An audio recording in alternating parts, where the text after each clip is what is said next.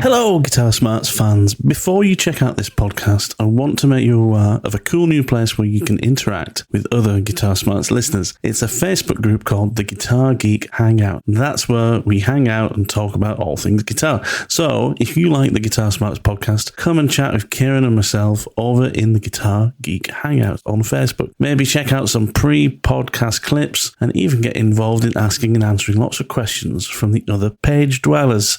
Hope to see you there. So he's sending like the full output of a 100-watt Marshall. Instead of it going through a cabinet, it's going back into this little speaker in the top box, and he's sending that into his mouth. And over the course of many years of doing it, I think he knocked most of his teeth out. The sound. So from what I hear, again, apocryphal information potentially there. People should go and research this themselves. I don't know if I'm talking nonsense. That's really I'm pretty certain tickled I've me. heard that story. That sounds like better than any Stevie Ray Vaughan legend that I've ever heard. Like Peter Frampton's mouth is mostly made of titanium now because he just rocked a talk box too hard. Too much, yeah.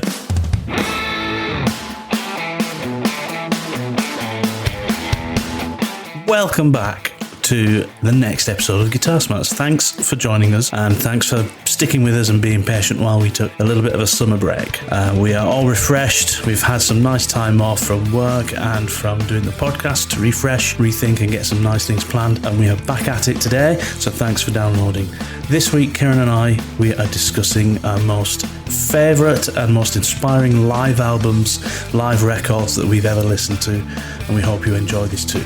Remember to like us on our social media pages at facebook.com/Guitar Smarts and on Instagram at guitar_smarts. And remember to give our podcast a rating as well and a good review. That helps us to really get into the ears of more listeners too.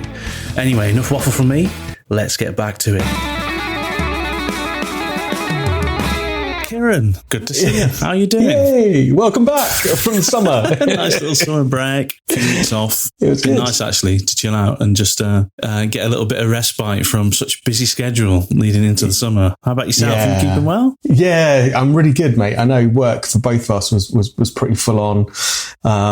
So we've had a nice little break for a little while. But it's lovely to be back recording the podcast again. I must say I've really missed it actually. Yeah, me Even too. just having a couple of weeks break. I might be a bit rusty today. But really good. Just got back from a week of camping in Devon. Beautiful countryside, overlooking the sea. Boys had a great time. So yeah, really good. But I must say, very nice to be back to creature comforts and hot showers and running water and all that kind of stuff. So yeah, it's good to be back in civilization now. But I must say, I'm a little bit lucky. I've got another week of leave as well. So yeah, fantastic. I've got one more week to go. So yeah, I'm in great spirits, mate. I'm in absolutely brilliant, fantastic mood. Fantastic, good. I mean, I've had a nice break too. I had a week away with the family, and work has kind of settled down a bit as well. So starting to feel a little bit more relaxed. Nice. Summer's a busy time for us, but we're doing good. And yeah, like you said, happy to be back in doing the podcast now and having a chat and a catch up with you. And but what have you done? Anything guitar wise while you've been having a break? Have you been setting up guitars? You've been practicing much, playing much? Yeah, I was going to speak to you about this as well because I've seen from your social media stuff you've been doing some bits which I meant to ask you about because on our little summer break we haven't communicated much either. We've almost like had a little break from each other, so there's like so much I want to catch up with you about. So yeah, I've been this band that I'm with at the moment, really lovely bunch of guys, really settling in now. The set's coming together and getting tighter with this new lineup and really enjoying it. But I must say they are gigging monsters. They want to be out every weekend and sometimes for Friday and Saturdays as well. So I've just been doing a lot of gigging. So we'll have to see how sustainable it is for me to be doing that with the day job and everything as well. But at the moment, yeah, loving it. I've been playing a lot live. Got 2 gigs coming up this weekend, a beer festival and a pub gig this weekend. So yeah, it should be good. So a lot of playing, a lot of just working on my live pedal board sound, figuring out what works live versus at home, and just kind of getting stuff dialed in quite nicely. And so a lot of that. A bit of setup stuff is starting to come through as well now. in a more manageable way. I think there was a massive rush on guitar tech stuff as everyone started to get back out and gigging. I had like a backlog of stuff that was piling up, and lots of people wanted guitars doing, but now it's kind of reached a bit of a steady stream of stuff. So yeah, apart from that, mate, just business as usual, really. Back out and gigging, doing a bit of guitar tech stuff, and back recording the podcast. So yeah, can't complain at the moment. Everything is good. Before we finish today, I got a birthday present because it was my birthday last week, which I think was heavily inspired by you. So we need to talk about that at some point on today's show. But enough about me. How about you? You've been gigging as well. I saw from your social media. You've been out. I had not my first ever gig, obviously. First gig in 21 months since November 2019. Right. And it went great. It went really well. It was just a wedding gig. Nothing really to get too excited about in terms of guitar playing, because, it was a 7-piece band. So I'm just kind of playing rhythm guitar most of the night. Can't really hear myself most of the night. It's just one of those gigs. It's a function gig that's not really any fun, but it was nice to kind of get through the anxiety of not having gigged for a while and different things that I was worried about. I've got an entirely new rig here that's kind of not untested. It's untested for a full gig. I don't know how, well it's going to perform. And it was great. Everything worked perfectly. It did, as you'd hoped it would, or were there any kind of tweaks yet to make? Well, I definitely would have liked more time to kind of sound check and play around with it. We didn't get the opportunity to really, and kind of maybe hone the different tones a little bit better than I did. But I'm sure I'll get that as time progresses. My Strat performed really well. Didn't have any issues with it, even though it's the first gig I've done with it where after upgrading it with all the new kit that's on it. So happy with that. Been practicing a lot more the last couple of weeks now that work's kind of settled down as well, which is great. I'm starting to feel a little bit of progression in the areas that I'm trying to get better at. Things like picking speed and just general kind of fretboard navigation. Starting to feel a little bit more capable. Moving around different positions on the neck, which is good. I reset up both my guitars this week as well. So you remember when we did the podcast about setting up guitars, the 8 steps. So I realized it's been probably a few months since I'd done that. And so on the string changes I did this week, I followed those steps and reset them up, and they're both feeling great. However, I just have to come to the kind of admission that both of them just need a fret dress. The Epiphone has never had one in nearly 20 years of me playing it. And the Strat is coming up to me having owned it for nearly 10 years now, and it's never had a fret dress. The fret polish, the fret clean that I'm doing between string changes or every few string changes is not really cutting it. I think it needs a level and a polish, because I can't get the action down low enough currently on both of them to what I would like the action to be. It's not unplayable, but I'd like it a little bit lower. But if I go lower and with the truss rod adjusted correctly, given the measurements I've taken, I'm still getting a lot of fret buzz high up and in certain positions. And it feels like it's not consistent fret buzz either, like it's on certain frets as if, I've got a high fret or high spot here and there, and that's on both guitars. I think I just got to bring them to you, I think. So the guitar guru can... Yeah, no, yes, please, mate. I mean, I'd love to do that for you. And, so many folks get to that stage of usage with their guitars, and they're like, I think it needs a refret now. And I wish more of them would think like yourself, but it's perhaps just that they hadn't appreciated that that's the next logical step, because before you go for a refret, hopefully there should be enough meat left on those frets and to allow for at least a couple of leveling and recrowning attempts on it, which will do the job very nicely indeed. So let's get that done on your 2 guitars, and it'd be quite nice actually for us to maybe even do it together if you've got some time. So that'd be amazing. You can see how it's done and have it and even have a go at it yourself, mate. It's not it's not rocket science. It takes a bit of practice and some, careful prep. It's like any DIY job, right? Most of it is in the preparation and having the right tools. So yeah, we can do those for you, and it will be the next lease of life for those guitars. But the point you made around changing the strings and just going through those little steps again, that's exactly the right philosophy, mate. That's how those steps should be looked at. They periodically need doing. They're little maintenance things that you do every second, third, fourth time you change a set of strings. So cool. Oh, I'm pleased to hear that your new rig was like delivering for you, because it's quite a departure, quite a switch out from all the stuff that you've been using. Exactly. Yeah. So I mean, like the Strat's really great now. It feels so much more versatile than it was before, and it sounds great with the new kit that I've got. I've still got some tweaking to do with the pedal board in terms of the sounds, not the wiring or anything like that. But I really enjoyed having a rig that was one power socket for the entire thing, one guitar lead into the board, one cable out the speaker, and that was it. That was the rig.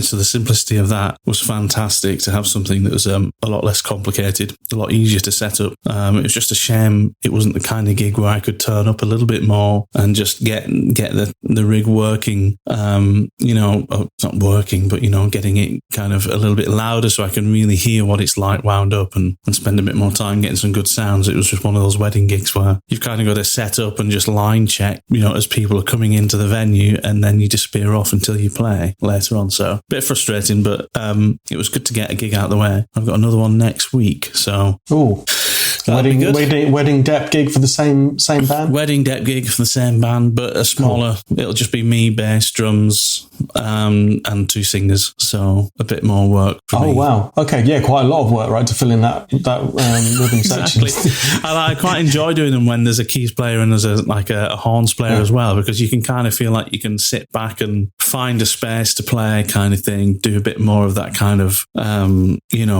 don't feel like you have to do all the harmony parts and try and figure out a way to do everything. You can just, find a space to play in, which is nice. I enjoy that. Yeah. But the ones where it's just me as like a harmony instrument, I find that quite stressful, because there's a lot to carry, especially on some songs, But yeah, I'm looking forward to it. And see, that's when I enjoy listening to your playing the most, actually, because that's kind of some of the stuff that I can't do as anywhere near as well as you, particularly your chord voicings and things that you've got access to from your knowledge of theory and stuff. That's probably because I've done so many gigs like this. I've done so many wedding band gigs where you've had to do songs where there's usually keys part and a guitar part, or a couple of keys parts, and you think, well, you've got to try and find a way to kind of not do all of it, but kind of mush it together into one part that kind of is in tribute to all of them, and you end up coming up with little ideas and things. And I've seen you do that, and it works really well, and that comes from that great knowledge of theory, and as you say, doing the types of gigs where you've had to find a way through that. But I find it stressful, so just know, if you ever see me doing a gig like that and you're like, this sounds great, I'm not enjoying myself, right?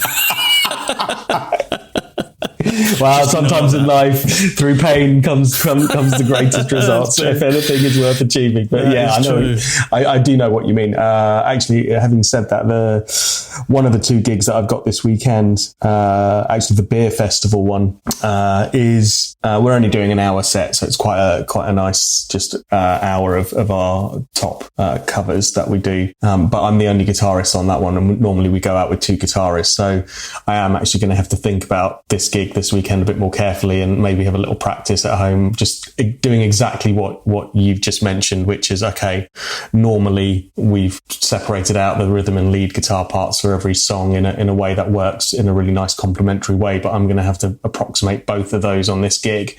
And the danger will be, having done like 10 gigs with this band already so far, that I'll just play the parts that I've already been playing, but then realize it's way too sparse, or it's missing like something really key. So I'm going to have to just go over the other parts as well, and find a way to jump between the two of them at the right places to make it sound as it should do for that track. So yeah, good point.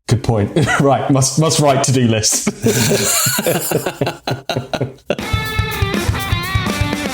sorry to interrupt this super interesting conversation. However, if you've made it this far, maybe you should subscribe to the Guitar Smarts podcast. Go and do that now, and then let's get right back to it. Well, anyway, shall we get on with this week's topic? We've got a good one this week. Yeah. So this week we are talking about the best live albums to get inspired by. And this is an interesting one because if I hark back to when I was just starting playing guitar and, you had your guitar heroes, whoever they might be, you always wanted to see them live, when that was kind of like the pinnacle of your fan, you being a fan of those artists, right? You love their music, you love their albums, and you wanted to see them live, and getting to see certain people live has really been, a high point for me as a music fan and as a guitarist, being able to see some people live. But when you can't see them live, the next best thing is a live album, because it's kind of like a greatest hits, but it's the performance, it's the gig you could never get to. And I actually, one of the things I noticed while kind of researching live albums that making lists of live albums that I particularly love is that it seems to be like a lost art. Have you noticed? Like, you don't really know. I can't think of anyone over the last kind of 5 or 10 years really that have done a really great live album, but maybe that's just me not knowing who does these things anymore. I think you have. Well, I found a similar thing, right? So I was making a quick short list as I was preparing for our chat today, and I kept having to think about, are there any more recent albums? Because everything I was dipping into was stuff from quite a way back. So I don't know. Well, here's one of the reflections that I had, and maybe I don't know if we're going to allow this or include this, but perhaps it's against the rules. But a lot of the stuff that I watch nowadays, where it's live stuff, it's all YouTube stuff or it's all video based stuff, right? And so whilst there are a couple of things from back in the day that are recordings of live concerts which had a huge impact on me, and some of them I've mentioned before on this podcast, like Guns N' Roses, like concerts from like the early 90s, particularly their kind of Paris 92 gig. That was never a live album in itself. That was something that I happened to be able to record onto VHS because they broadcast it on TV one day, and that just got massive amounts of playtime with me and had a huge influence on me. But the rest of the stuff that's on my list are all albums that were released and produced and mastered up and then available for me to go into a store and buy,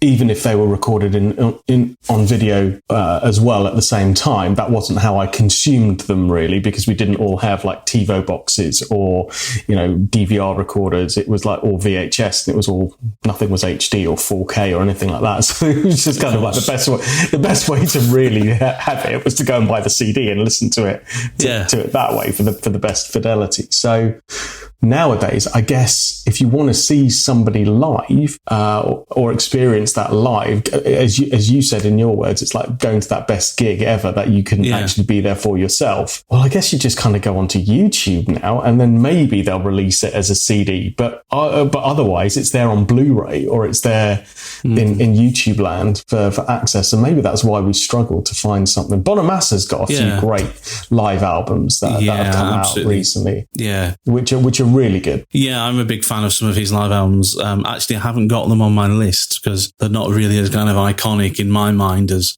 some of the ones on my list. But Live at the Greek Theatre comes to mind, Live at Red Rocks, where he does the Three Kings tour. Those are superb, really great live albums as well. But that's what we're discussing today, right? Live albums, CDs or records that you could get that have really inspired us. And this is kind of, I've got some absolute favourites. I've got some honourable mentions. And I also wanted to maybe talk to you later about who in the future you see as being, really great live act people to keep an eye out for in the future. But let's make a start. Let's talk about, our favourite live albums. And I'll make a start because I did want to mention right at the beginning that caveat to this is, there are some albums that have been recorded that you could consider being recorded live live in the studio, but not to an audience.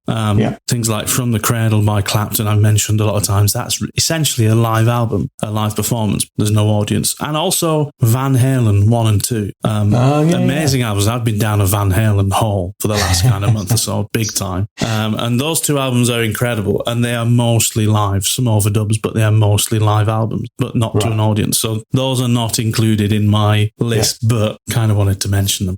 That's cool. I think it is different. It is I mean, it's kind of that halfway in between, isn't it? Where there isn't a live audience there, but the band is in a live room, all set up, playing through their parts, as you say, little to no overdubs, and it's just capturing the sound of that live experience of all the musicians in a room, which can create a fantastic recording. But I think there is something else that we're trying to understand from like really impactful live albums where the artist themselves is, in front of an audience that they're then feeding off of and pushing their own playing, and something magical is happening and you can hear the audience in the background and they're responding to it, and it just creates something, exceptional to listen to. So that's the kind of area that we're talking about, right? When there's an interaction between, you can hear and feel that interaction between the artist and the audience. I think that's really key. Now, the first one I've got on my list is actually not the first live album I think that was really inspiring to me, but for me, it's the one live album I think of the most when I think of live albums. Okay, so when I say to you, Matthew Oliver, live album, this is the first one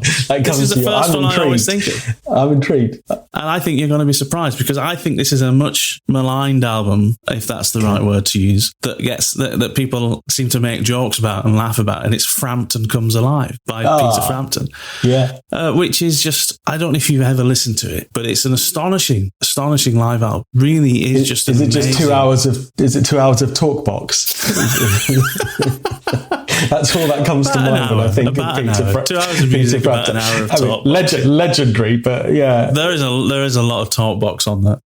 But in all seriousness, a fantastic. And bearing in mind we're a guitar podcast, it's a fantastic guitar album as well as great songs. Because he's a criminally underrated guitarist. He's good. I don't think people mention him enough when they talk about some of influential guitarists from the 70s and the 60s. Peter Frampton's a superb guitarist, and my favourite songs off that album are Wind of Change, which is actually an acoustic track, I Want to Go to the Sun, which is a fantastic song with a superb guitar solo in the middle of it, and Do You Feel Like We Do, which is the outro song, which is like 15 minutes long and is mostly talk box guitar solo. Just killer. But he does it so well. He does it so well. Yeah. Does it so? I really recommend anyone, if you've never listened to Frampton Comes Alive, just get it, go on, stream it, whatever, listen to it. It's a fantastic live album, and it's recorded so well for something that's kind of like mid-70s. It sounds fantastic. It's got a really cooking band. I really recommend it. That's my first suggestion for a great live album. Frampton Comes Alive by Peter Frampton. Superb. Really good.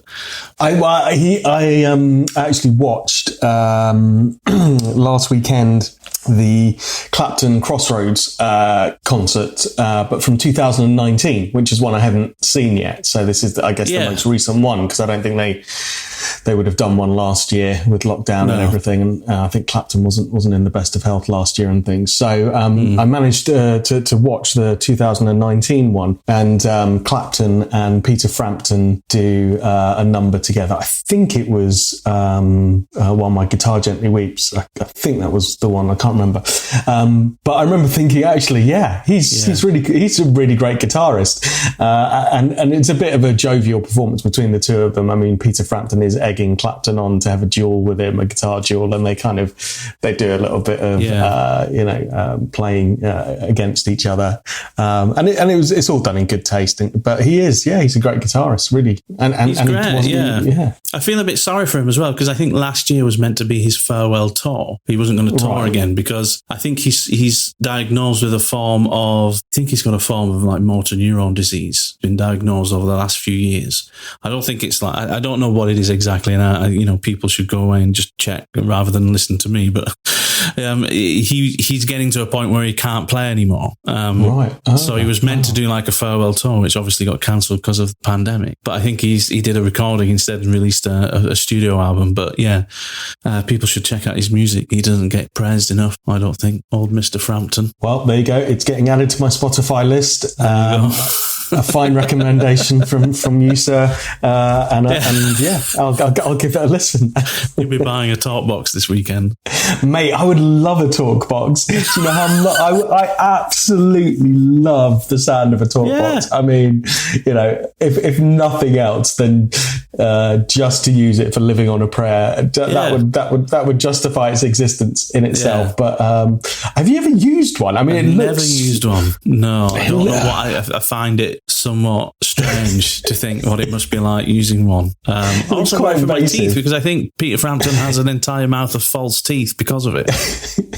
Because like if you buy a talk box, you buy an MXR talk box now, right? It's got a little speaker in it. Okay, the way they work, it's basically a tiny little amplifier of a little speaker in it, and that sound sends your guitar sound through the pipe to your mouth, and you shape the sound from the amp with your mouth, and it goes into a microphone. So it kind of bypasses your entire rig. But back when Peter Frampton was using them, they didn't have that internal amplifier. You had to output to a separate amp and back in again, and he was using a 100-watt Marshall. So he's sending like the full output of a 100-watt Marshall. Instead of it going through a cabinet, it's going back into this little speaker in the talk box, and he's sending that into his mouth. And over the course of many years of doing it, I think he knocked most of his teeth out.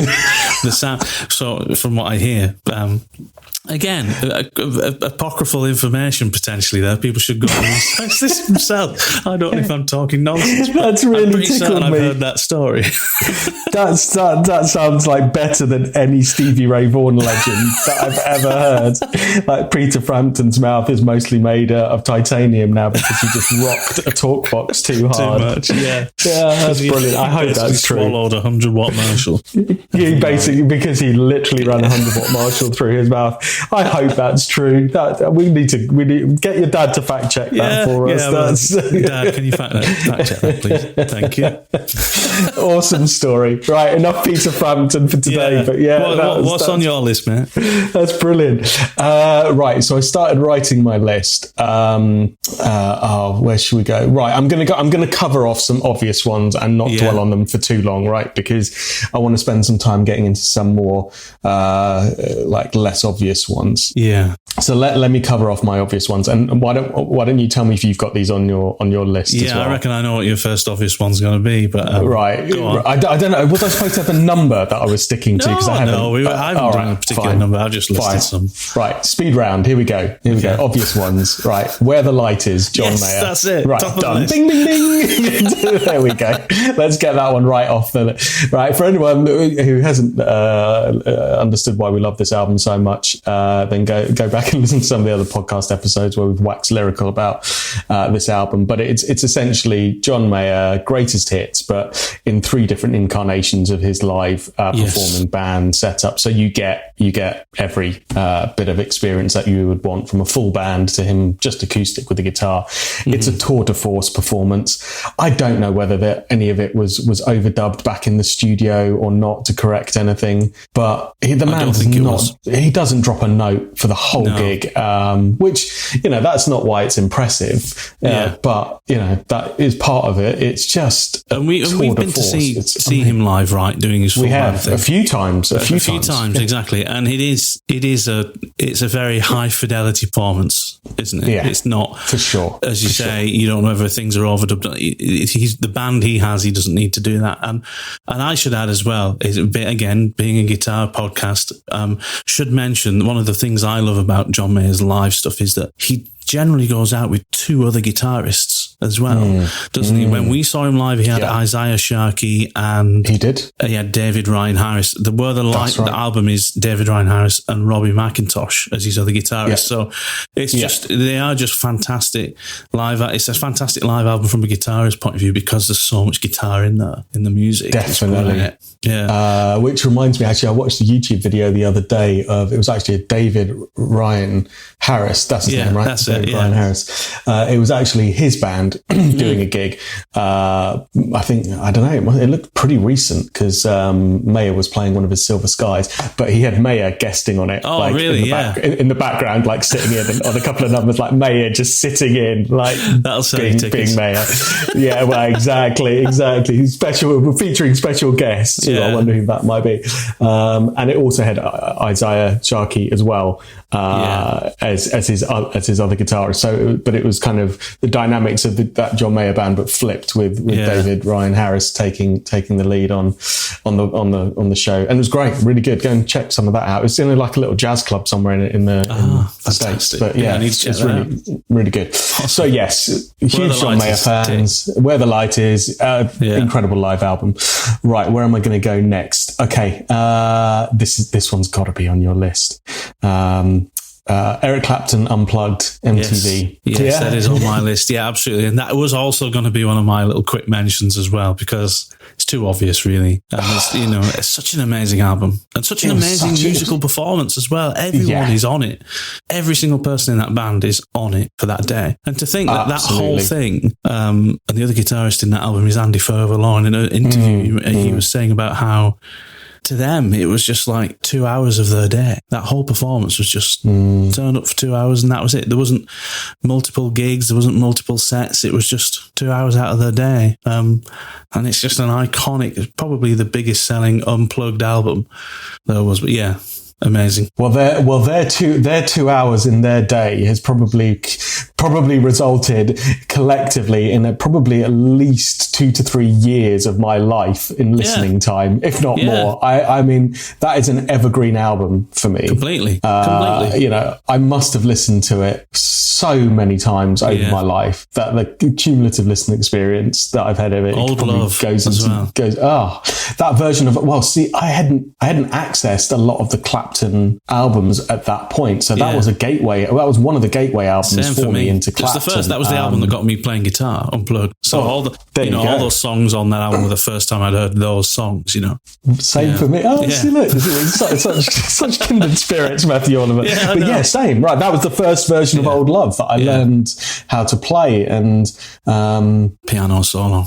It is just such a great album. I mean, it is an obvious one, and clearly for both of us, it had a huge impact on our guitar playing.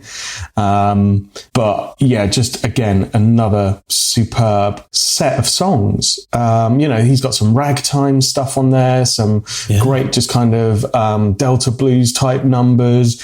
There's, some alternative versions of great classic hits of his, like, a different version of Layla that, has stood the test of time. That acoustic version of Layla has become arguably as big as the original version of it, because people love that acoustic version of it as well. Old Love, the list goes on. Just a great album. And the guitar tone's great. The intimacy of that gig is brilliant. You feel I don't know if you've had the pleasure of listening to it recently on a nice system, but I listened to it the other day on CD on a really nice hi-fi system, just sat there right in the sweet spot. And you listen to it and it is just beautifully recorded and mastered. It's a great hi-fi test album to just experience that soundstage in front of you. You can, when you close your eyes, you can see in your mind's eye where all the instruments are sat, where all of the different kind of members of the band are, and you can just pick out everything. It's beautifully recorded and captured as a live piece of recording. Yeah, it's a truly acoustic album as well. A lot of those unplugged albums weren't fully unplugged. They still maybe had electroacoustics or some other stuff going on, and it was more of a laid back affair. But that Clapton Unplugged is a fully acoustic album. I think that's why, because everything's mic'd up. Everything, you've got the room feel in there as well. You do feel like, because there's so much room in that recording, you feel like you're in the room when you're listening to it. That's true. It doesn't feel like really something's coming at you. You feel like you're kind of surrounded by it. Just awesome. That's a beautiful way of describing it. That's exactly right. Exactly right. I said this was going to be a speed round, but we're getting ourselves. Sorry, I've just made a mental out. That's good. Right, let's move on. I'll keep going. Right, this one I don't know if it'll be on your list, but it's definitely on mine. Stevie Ray live at El Macambo. For me, this is. I mean, Stevie Ray did a huge number of live albums, and I know for a lot of people I speak to, Stevie Ray's a polarizing person as a guitarist. Some people just think he's overhyped, and there are other better guitarists, and he's just ripping off Hendrix and whoever else. But I'm a big Stevie Ray fan, and this is a live album. Just the raw ferocity of his guitar tone and the energy with which you can hear him digging into those numbers, and the passion in his playing is just it's all there. And even in some of the quieter numbers like Lenny, just you can feel the cigarette smoke and sweat and just hear it in the playing. You can feel the humidity through the speakers. It's just that type of live playing experience that was captured and recorded so well that you can you feel like you're there when you're listening to it, and you can hear the crowd thriving off his playing. And it's just a monstrous live performance, I think. Monstrous. It isn't actually on my list because actually I've never owned it as a live album. I've owned it as a DVD. So for me, it's very much a visual experience as well. Like my biggest, the moment you said live at the El Macambo, the first thing I thought of is middle of the solo in Texas Flood when he spins around. Do you remember that in the video? He's playing all of a sudden, he does a spin on the spot, and by the time he's turned back around, his guitar is now behind him, and he's carrying on, playing the rest of the song with the guitar behind his back. And I'm like, what is this absolute wizardry? You just spent like half the gig basically making me want to give up playing guitar because because as you said ferocity at the beginning. That's exactly that's the perfect description of that live recording. It's ferocious guitar playing and blues playing. He really was the best at it. But that for me, I remember watching it when I was living in Guildford years ago, and just when he turned around and the guitar was behind his back, I just sat there just shaking my head thinking, what is the point? Point of ever picking up my guitar again? Live at the El Macambo. Go it is one of those albums. As well as listen to it. Definitely. It does inspire me. It does inspire me to keep playing. But there are times when you just look at that and you go, the man, the legend and everything comes to a pinnacle when you watch that. Exactly. Brilliant stuff. Brilliant playing. Okay, so I'm going to cover off a couple more obvious ones, and then we're going to come back to you for some more inspiration, because I've got a feeling you've got some hidden gems on your list that I'm going to be oblivious to, that I'm going to get inspired to go and listen to. So this has got to be on your list somewhere. Maybe it was maybe not. So another Clapton one, 24 Nights. Yeah, that is on my list as a quick mention again, because mentioned it a few times. That's another great album. Yeah, it's kind of the original Where the Light Is in a way, isn't it? In the sense of it being, but that's a collection of many recordings as well, isn't it? 24 Nights is recordings from about a year's worth of live gigs when he did, I think, 2 residencies. One, like the 4-piece and the blues band, I think, was 1 year, and the 24-piece and the orchestra was another year, but it was kind of like over a year's worth Albert Hall residencies that they recorded. But just incredible tones, incredible guitar tones in that. Again, Old Love, the Old Love live version is just, that's the pinnacle of an electric guitar tone for me. It really is, isn't it? With the TVX boost, that mid boost. Yeah. Oh, what sad men we are. Right, last one. And then I'm just into my honourable mentions, which I'll do at the end. Cool. Right, so last couple from me. Right, this I think is quite an obvious one for some. So B.B. King live at the Regal for me is a very that's a special album, just in terms of showmanship and just my kids listen to that album. Yeah. They're really into BB King. I've been schooling them from a young age. So my 7-year-old now recognizes BB, just the grooves and his guitar licks, even because he's listened to Live at the Regal so many times that he's fallen in love with that sound and that energy that comes from listening to BB and his band live.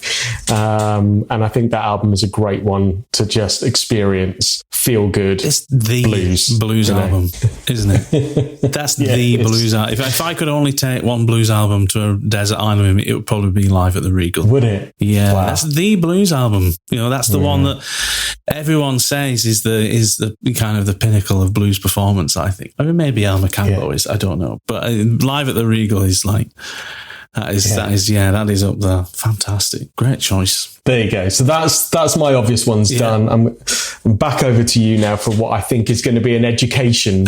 I think you're going to school me. I've got a couple more. No, I've got one more obvious one because Where the Light Is, 24 Nights Unplugged, they're on my list as well.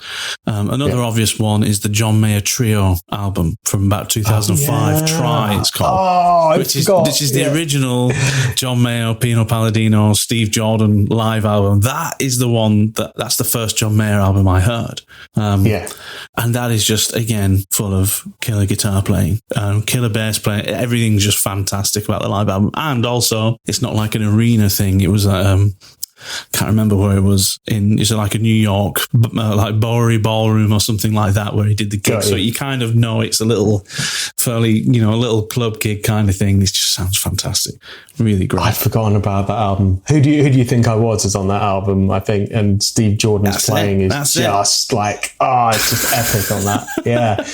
Yeah, great choice. Some ridiculous playing on that whole album from everyone, and it's just obvious one for me. So I'm going to go now into kind of some other like honourable mentions and kind of big ones as well. Another big one for me is, and I have mentioned this one before, it's Thin Lizzy, Live and Dangerous, which is... You did mention that, didn't you? Yeah, but again, I think this is actually kind of an amalgamation of many recordings from many gigs, and they did do overdubs on some of them. So, but it has an amazing feel as a live album. Yeah. I think it was when we were talking about guitar solos or songs that had changed the way we played, and that was one of the... So the song Still in Love with You from that album is one of those songs for me, because Scott Gorham, who is one of the guitarists with Brian Robertson at the time for Thin Lizzy, the guys that are on that album, his solo on that song is just beautifully melodic and such a fantastic sound. But that album is really full of that,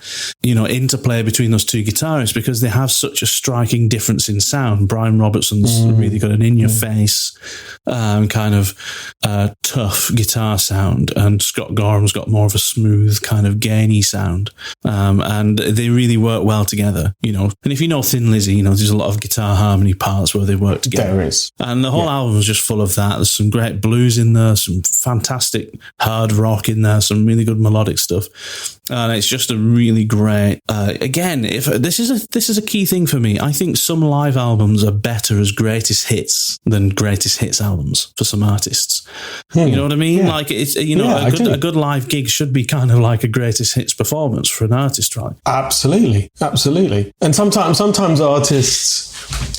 artists fall short of that. Sometimes when they're trying to promote like a new album, and you go to see them live, and of course you get that they want to promote the new album, and there's going to be a lot of tracks from that, and that's part of the expectation. But there is also an audience expectation that they're also going to play all of their great hits, right? And sometimes they don't do that, and you're like, okay, that's cool, but I needed to hear that song, and you didn't do it. So I think there is a bit of a contract with the audience that when you go to see them live, you do want to hear a lot of their back catalogue as well. That's absolutely right. I mean, there should be some past gems in there, and that's the thing with this Thin Lizzy Live and Dangerous. It's a really good access point for people who probably never really listened to Thin Lizzy before. You don't have to go and check out the This Is Thin Lizzy playlist on Spotify or find the greatest hits compilation or something like that. Start with Thin Lizzy Live and Dangerous, because that is really a greatest hits compilation. However, up to a certain point. So some of Thin Lizzy's best stuff came when Gary Moore was in the band, who replaced Brian Robertson. So there's not a lot of the Gary Moore era stuff, like the Black Rose album, which is fantastic on that live album. But yeah, Thin Lizzy Live and Dangerous, just utterly superb rock live album. Really recommend going and listening to it. Another one for me is, and I got into this album around kind of 2007 time, 2008, and it was the first time I'd really heard Derek Trucks, and it was the Derek Trucks band live at the Georgia Theatre, which is from 2003. Nice. So he would have only been about 23, 24 years old then. But oh my God, just ferocious guitar playing, ferocious slide playing. The sound of that band was amazing because, he had a lot of really eclectic players in that band, a lot of almost fusion, capable players, as well as being great blues and rock players. And Derek Trucks has always been very influenced by world music. So there's a lot of world music sounds in there. It's really, really interesting live album. Some great R&B, great blues, soul. There's even gospel stuff in there. It's just a really great album. But from a guitarist point of view, wanting to hear an amazing guitar solo, listen to For My Brother, which is, I think, about a 10-minute long jam, basically. But his solo in that, and I mean, he's the best slide player in the world, but that solo is not slide. The solo he's doing in that is just him, fretting as normal, and it's just better than anything you've ever heard. And then he finishes off with a slide solo, which is just absolute, just ecstasy. It's amazing. It's just such a fantastic song. So that's a big one for me. Live at the Georgia Theatre. I think that's a great choice. I think he's one of those guitarists where I love listening to kind of all the studio stuff that he does, and it's beautifully done and beautifully recorded. But you can tell he is an artist that has grown up being a performing, gigging guitarist, for a long time. That's because when you listen to or even watch some of his performances on YouTube live, you can, even though he's not the flashiest of showmen on stage, in fact, quite the opposite. He's very much into the guitar and in his headspace and playing, but you can hear his expressiveness through his playing. And when you see him do that live in front of an audience, you can see the step up in his playing even more than that comes across in the heavily produced studio type albums. His playing goes to a different level every time I've seen him, either in person or on YouTube or whatever live. There's something about his playing that just notches up when he's in front of an audience. He pushes himself. Absolutely. He pushes himself more. He's not afraid to take risks as much as he can take risks because he's just a ridiculous player, but he really pushes his instrument to the max. That's something I've always found really captivating about Derek Trucks, is just how stoic he is as a performer. You know what I mean? It's kind of like, it's not like some guitarists really do perform physically as well as, musically. Derek Trucks has always been someone who has kind of been more, he barely moves, he's just very kind of, he seems so calm all the time when he's playing, even when he's in the depths of something. Actually, should mention you mentioned the Crossroads Festival. Do you remember the 2007 Crossroads Festival when Clapton set in that was, he had Doyle Bramall and Derek Trucks in the band? Go and listen to Little Queen of Spades, which is this long, slow blues they did, and Derek Trucks' slide solo in that, which is like 3 choruses long. That's just one of the greatest slow blues guitar solos you will ever hear. I think that's the greatest slow blues recording there's ever been in a live performance. Little Queen of Spades by Clapton and his band from the 2007 Crossroads Festival, but it's because of Trucks' solo. It's just a masterpiece in kind of holding back, keeping things in your sleeve until the very moment you need to, kind of thing. It's just, he is great at that. Exactly. He builds a solo really, really well. And we all as guitarists try to remember that. Like, you don't need to come out all guns blazing unless, the song lends itself to that. But if you've got some time and some space, like, we all know that less is more and build up to a point, but he really exemplifies that. He has the discipline to just keep holding back until the point where he's just screaming that slide of the end of the fretboard. That's it. It's incredible. He's built it to such a point. Good. So I'm going to go into some of my honourable mentions now, because I've got 3 other live albums on my list which actually aren't really guitar albums, but for me are really amazing performances. Nice. Okay, good. The first one is "We Like It Here" by Snarky Puppy. And I don't know if you know that.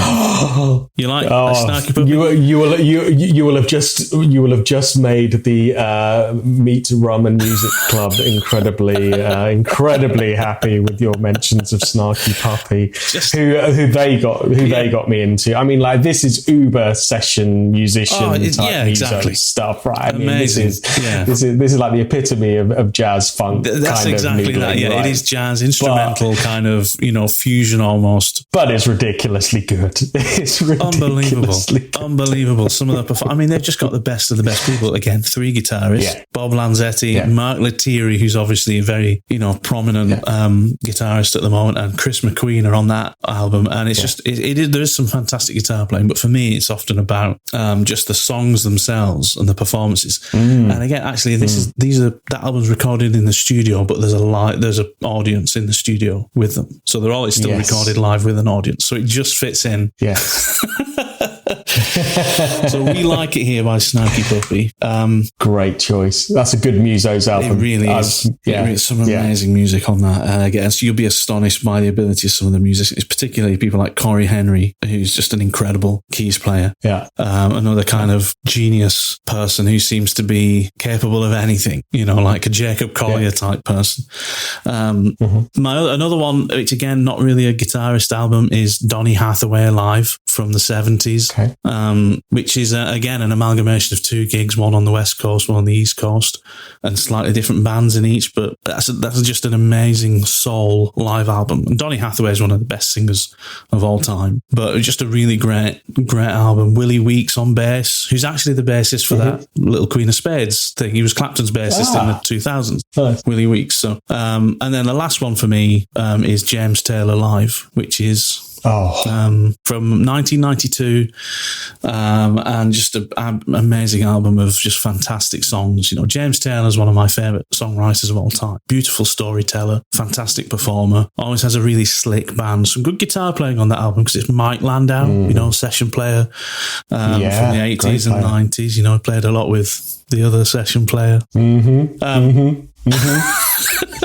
Don't say it. Don't do it. No, don't do it. So James Taylor Live. So that's it for me. Those are the ones that are on top of my list. That's it. I love the fact that you've given us some variety there, because that's from Snarky Puppy through to James Taylor. You've got just a huge musical spectrum to kind of to pick your mood, right? Because obviously a lot of the obvious ones we've mentioned today are your quintessential guitar albums, some Stevie Ray Vaughan stuff, B.B. King, they're fairly of a genre there, either blues or kind of pop rock kind of stuff. But actually what you've done there is given us some great alternative choices of live stuff that isn't just your kind of blues stuff that you would expect, or some rock stuff there. And I think that's brilliant. And they are great choices, particularly that's the Snarky Puppy stuff. That's unbelievable. That's awesome. They're such an amazing band. All right, I've got a couple of honourable mentions, and then we need to have a chat about what we're up to. And I want to tell you about this birthday present that you've helped inspire. Right, so honourable mentions from me. Right, so we mentioned Eric Clapton's MTV Unplugged album, but actually, I feel very lucky in many ways to have been growing up in the formative years of when MTV was actually a proper music channel. And one of the only music channels, and they ran a whole series of MTV Unplugged sessions. And there are some great ones. Go back and check them out if you can. I owned a number of these on CD, still have some of them, but you can also kind of get a hold of them on YouTube if you can't find the CDs of them. But not necessarily the best guitar playing or stuff that you'll ever hear, but just in terms of live recorded albums, I think the MTV Unplugged sessions did some brilliant justice to a lot of artists that were good at that time. And I think it almost became a thing within those bands that were then asked to go and do MTV Unplugged, that they took it seriously and like put aside some of their shenanigans or on stage stuff that they would normally do at their own gigs, and they respected the format of the show, and they grafted and they rearranged their popular numbers in a different way to make it exclusive for that show. So you ended up getting, as you say, the kind of greatest hits experience, but you also ended up getting some really nicely reimagined or rearranged numbers because it had to be unplugged by and large. Right, and I think there was almost an expectation that the numbers would be done with a slight twist. So honourable mentions from me in no particular order. Nirvana's Unplugged session on MTV was brilliant. Just in terms of a great live performance, raw, full of energy, all of that angst there, but stripped back down to some of those numbers in a really just acoustic, more palatable way. Alice in Chains did a brilliant Unplugged session. Again, very grungy, heavy band that, but when you strip back some of their numbers and just a pure acoustic version's really, really beautifully done on the MTV Unplugged sessions. Live, who were a band, again, from that kind of same era, who made themselves famous with an album called Throwing Copper. Yeah, I remember. I had a couple of their albums. They were a good band, They're really good. Their drummer is just an epic drummer, and you watch him on the MTV Unplugged session and you can really get a sense of how he's driving the groove of that band, and that's a really impressive live performance on the MTV Unplugged thing.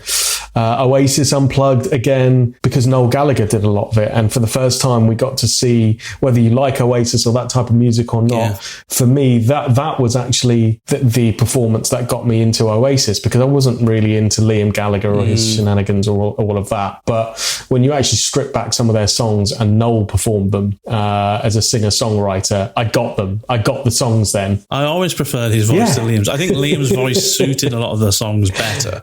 Liam is a great singer, but Noel's voice, it was definitely, I thought he was a great singer, a really good voice. I mean, he sung Don't Look Back in Anger, didn't he? So, which has got to be the biggest hit, surely. Yeah. Talk Tonight is one of my favourite songs. That's just a beautiful song. Yeah. And he performs it on MTV Unplugged, and I think, it's, again, just a great performance. So go back and check out the MTV Unplugged stuff. There's some brilliant ones there. George Michael did a brilliant one on MTV Unplugged. Stevie Ray did one playing a 12-string, just monstrous, like playing all his songs on a 12-string. You could have lived in. Do you remember that thing? I think it was a Zemitis 12-string, whatever it was. It's like the size of a car.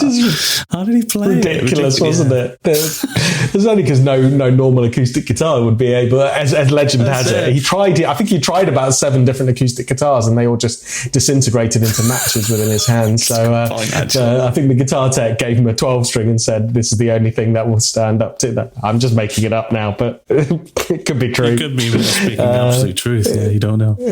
Probably could be. So yeah, go and check those out. And then last honourable mention for me, only because you haven't done it, because I've told you not to.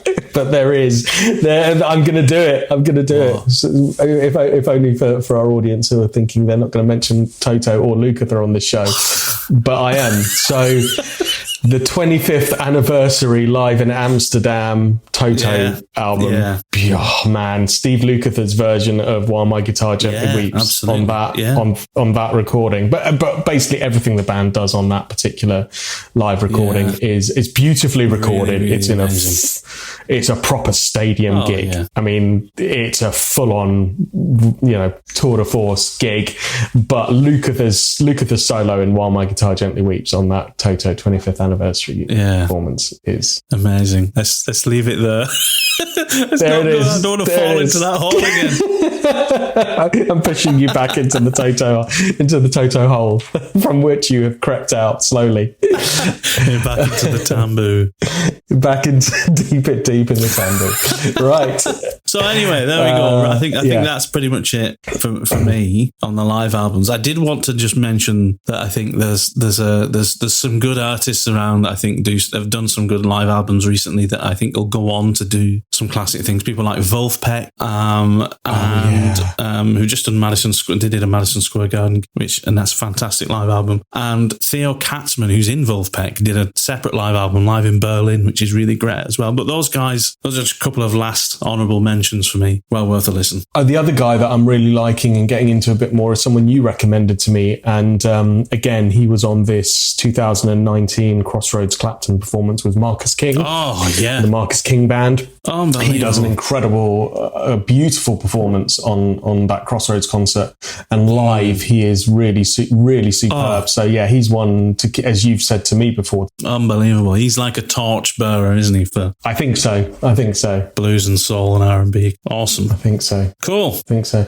Right, dude. Right. Before we go, I just need to say thank you for speaking to my wife and advising her on my birthday present. So she, under your guidance, I believe, helped me get hold of this, which I hadn't heard of. So I'm holding in my hand. Do you know what? I know you've never had a Way Huge pedal before. So when she reached out to me, I thought, I wonder if there's anything, and that's new from Way Huge. And George Trips, who designs Way Huge stuff himself, and if you don't know who George Trips is, he's like, god of guitar pedals. Basically, he's MXR's man and has done so much stuff over the years. Way Huge, what he tends to do with Way Huge is he does a design, releases a few thousand of them, and that's it until he does more designs. You can still buy their stuff, but it's not like Boss or anybody else where it's a production line of stuff. They'll do a certain amount and then that's it. It goes out into the world. So Way Huge stuff is really like, it's cool. It's really cool stuff. So that's why I recommended it. I'm very excited. Thank you, buddy. Well, one, I hadn't heard of it. Of course, I've heard of Way Huge, right? But I hadn't heard of this one. And the reason is, as you say, it's brand new. So this is the STO Way Huge. So then I did some digging into it, saying, well, how have I not heard of this pedal? And mate, you've absolutely pulled it out of the bag. Well, sorry, my wife has, in case she's listening, so she bought it, right? But basically, I'm saying thank you to you because you picked my birthday present. But I've been screwing up for a long time on YouTube videos, waiting to pull the trigger on Noble's ODR1. Exactly, yeah. Because I'm obviously going down a rabbit hole of this infamous like session guitarist pedal that is like their secret hidden tool, bag pedal. And so I was like, I'm going to get one of these. Haven't bought one. And then this was given to me by my wife, by you, for my birthday. And this is Way Huge and George's take on the Noble's ODR1, right? Fantastic.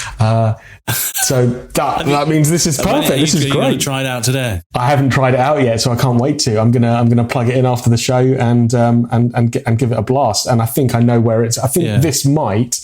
I'm guessing this, and I'm going to gig it at the weekend.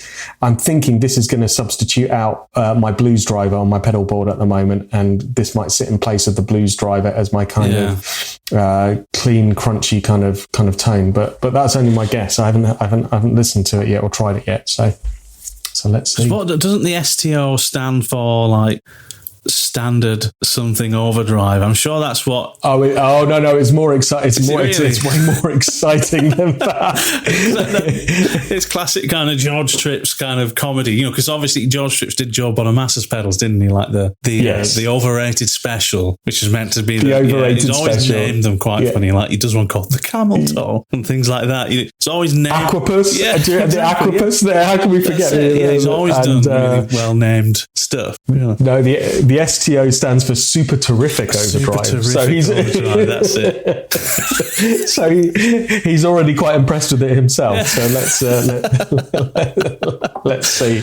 But it's his reimagining of the Noble's ODR1, where basically he took a Noble's ODR1, which is this infamous incredible overdrive pedal, and he stripped it down and he replaced some of the component parts with bits that he thought would be even better. So let's see what it's like. I will let you know next week. Yeah, there's a good few of his pedals which I'd really like. One of them is obviously the Green Rhino, which is his thing of the Tube Screamer, which is what the overrated special's based on. And then he does another one called I think it's the Hot Sauce, or something, which is basically like an overdrive. But he does this interesting thing where the actual overdrive sound is, instead of you increasing gain, you're changing the balance between the clean and the gain sound. So you're not actually introducing more gain. It's kind of like you've got a drive through and you've got your gain sound, and you're just kind of changing the balance between the two. And it just sounds terrific because you retain that punch and clarity, but you still got that drive sound. Exactly. So you've just got great ideas. Great for chords, I'd imagine, yeah. Great ideas, great build quality, really interesting design, and just cool. Basically anything that MXR have released in the last 20 years has been a George Tripp's pedal as well, because he's basically head of design for MXR. So as well as doing Way Huge, which is his own boutique thing on the side, he's MXR's guy. So that's cool. Well, I've got the MXR Super Badass Distortion on my board, which I love for the rock stuff live. It is like a Marshall JCM 800 in a box. It's absolutely stunning. I needed something that would give me a Marshall tone, but through my Fender Tweed, and that MXR Super Badass Distortion is it. Just run that through the clean channel of my Fender Blues Deluxe, and all of a sudden you've got a JCM 800 and every other Marshall tone you could want. It's awesome. They're really, I'm really a big fan of the MXR pedals. So awesome. Excellent. Well, thank you, mate, for inspiring my wife to... I opened it and I was like, this is a Way Huge pedal. I was like, how have you even... And she went, Mr. Oliver. I was like, thanks, Matt. Well, I'm glad that you're excited by it, and I hope it sounds good. And let me know when you've played it later on. I will let you know, buddy. I will let you know. Yeah. Good stuff, mate. Really great to catch up. It's been a while. It's been nice to have a break, for not just from the podcast, just in general during the summer, but good to catch up again and get back to it. So looking forward to next week as well, mate. Absolutely, mate. And thanks to all our audience for sticking with us and letting us have a little break. And I hope you've enjoyed today's episode. And look forward to getting back in some more recordings for you. Now we're going into the end of summer and the rest of the year. We've got some cool stuff lined up as well, with some days out taking us live on the road. Should be fun. That should be fun. Let us out of our room so we can go and explore some guitar shops. Looking forward to it, Stay tuned. All right, buddy. Cool. Right, have a cracking week, mate, and I will speak to you soon. Yeah, take care, mate. All the best, mate. Cheers, mate. Thanks so much for listening. Hope you enjoyed this podcast.